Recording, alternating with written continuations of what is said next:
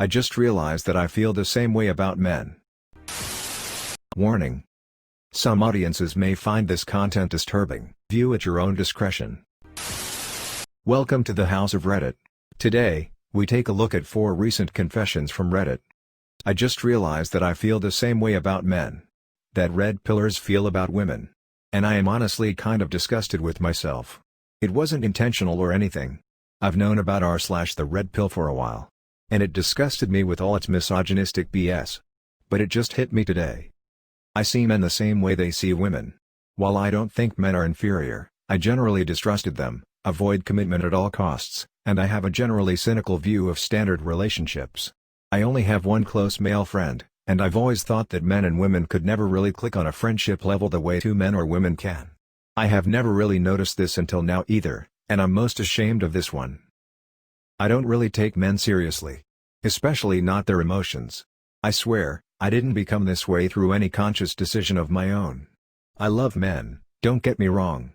I just kind of having a nagging disdain for them, in the back of my mind. That's the closest I can get to an accurate description of what I feel. I want to change. I consider myself a very egalitarian type of feminist. But these subconscious feelings fly directly in the face of everything I consciously believe. I cannot share with my friend that I am a traditionalist. I am afraid I will be seen by them as backwards, or even worse, they will think that my husband is emotionally abusing me or something. Since I was a kid, I was raised to be a perfect homemaker. All of the women in my family are homemakers who typically married their first love and stay with them till the day they died. And my great-grandma, grandma and mother. All of them are very happy and fulfilled people. They are being loved and adored by their husband and kids, and grandkids. I do not think I am wrong to want to have a life like that. My female and male friends however, are mostly staunching child-free, anti-marriage folks, career-oriented people.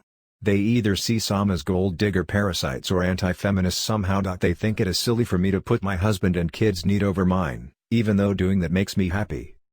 I take care of myself and they often criticize me for not pushing my husband to do the same.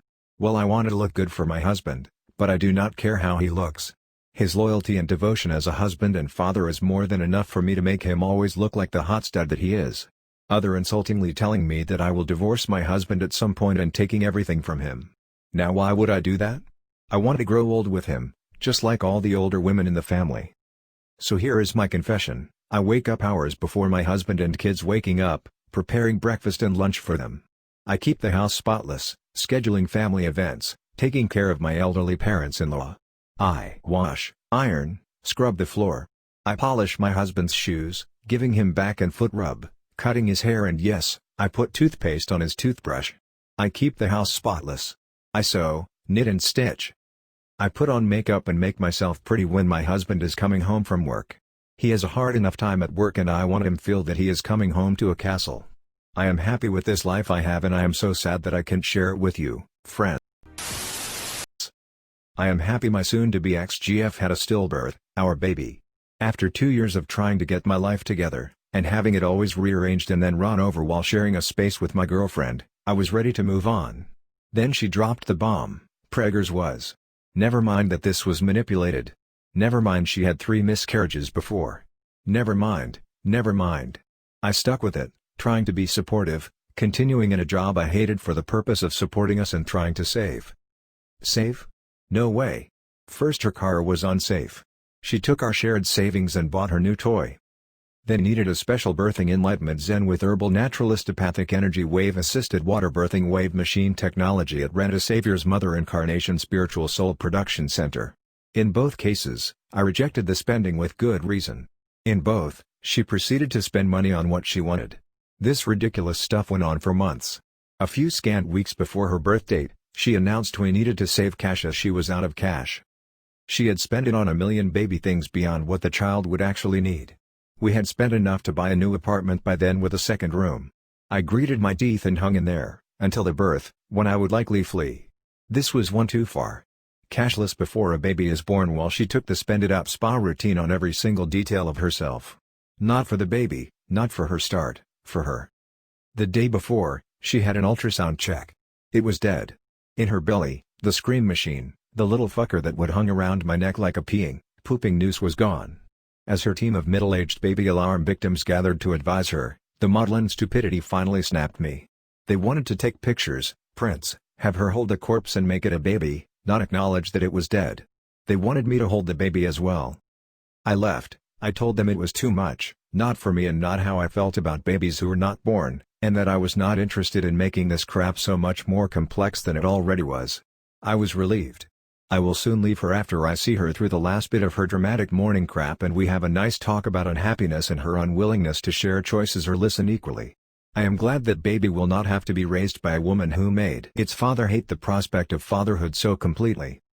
Judge all you like, I am soon free, more happy than bereaved, and I am not hiding it well at all. I don't care to. I felt nothing about my abortion. Before I became pregnant I was very pro-choice, but still felt like the pro-life party had a good reason to be against abortions, because I believed that the embryo was a little human who had their own right to live. And while it's sad that some mothers can't take care of a child and need an abortion, it was still something that was probably extremely difficult to choose to do. I imagined that if I ever needed to get one, which I never saw happening, that it would be so difficult for me, like dealing with the death of a child or something. And I understand that for many women, it is certainly like this. Everything I read about it has paragraphs dedicated to saying your feelings of grief are valid and that this is a tough decision. But then I actually became pregnant. I was terrified, I cried, but I immediately searched Planned Parenthood abortion options on my phone before my home test strip was even dry. It wasn't a hard decision for me. I felt almost nothing about it. It was more horrifying to think of keeping it. It was a degrading thought that I would throw aside my own plans for life just because I got knocked up. I knew I wanted an abortion. The most stressful factor that caused grief was how expensive it would be without insurance. I think my boyfriend felt more sad about the abortion than I did, even though he's very supportive. I felt anxious about the process of abortion, the bleeding and pain, but other than that, I felt no guilt, no sadness, no regret. I felt a little happy, a little relieved, after I took the first pill in the office. Pregnancy didn't feel real to me. I had some symptoms, mostly swollen tender breasts and nausea. It was nice not having my period. It didn't feel like I was carrying the weight of responsibility for another human's life from inside me. I didn't feel any bond to the microscopic embryo I knew was in there. I even tried to make it more real for myself, to make it harder to choose, because I felt like it should be a hard decision. I wanted to see the ultrasound. I brought my boyfriend in with me to see it. I wanted to know my gestational week and if there were twins. None of the information changed how I felt. It was more like, oh, that's neat. It's only 0.6 centimeters big? Looks like a little bean. And then I was ready for the pill. I felt more sad that I was going to abort my boyfriend's little bean, not my little bean. One of the clinicians asked me why I wanted an abortion. I felt like it was a stupid question. I want it because I don't want a child. I felt like I didn't need a deeper reason. Maybe she asked because it seems like I could have one if I wanted. I have a bachelor's degree, my very supportive boyfriend is a military officer, good money, who said he would like to marry me if we kept it, for cheaper medical. I'm a good age for it, turning 26 in a month. I have no medical or reproductive issues. We don't have any previous children. If I had to keep it, everything would be fine. I just don't want one right now. That's it. The feeling literally goes no deeper than that. Another thing I feel very guilty about is that I also did not care to act like I was going to keep it, just in case I couldn't get the abortion. I had been pregnant for a month before finding out, and all that time I had been drinking and celebrating Christmas and New Year's. But after I found out I was pregnant, I didn't stop. I kept going out with my friends and having the occasional wine or beer. I made tacos and margaritas with my boyfriend. I got very drunk last weekend at a country bar. I had a lot of fun. I don't usually drink at all, but for some reason since Christmas I've been on a binge. And I didn't stop because I was pregnant. I also didn't stop my vigorous exercising and taking long, difficult hikes in the mountains. I like doing all of these things, so I didn't stop. I feel bad that because I was so very interested in keeping my would-be child, I acted as though it wasn't even there. I do want children someday. I look at families with little kids and I adore them.